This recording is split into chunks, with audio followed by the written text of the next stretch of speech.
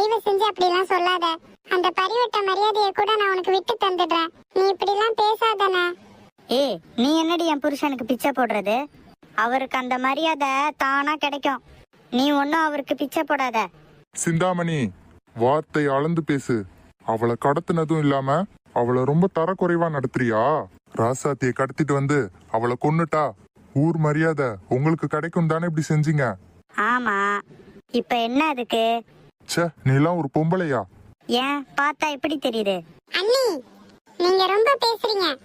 அண்ணனை கைக்குள்ள போட்டுக்கிட்டு இந்த சொத்தெல்லாம் புடுங்கினதும் இல்லாம இந்த ஊர் மரியாதையையும் அடையறதுக்கு இவ்வளவு கேவலமா நடந்திருக்கீங்க.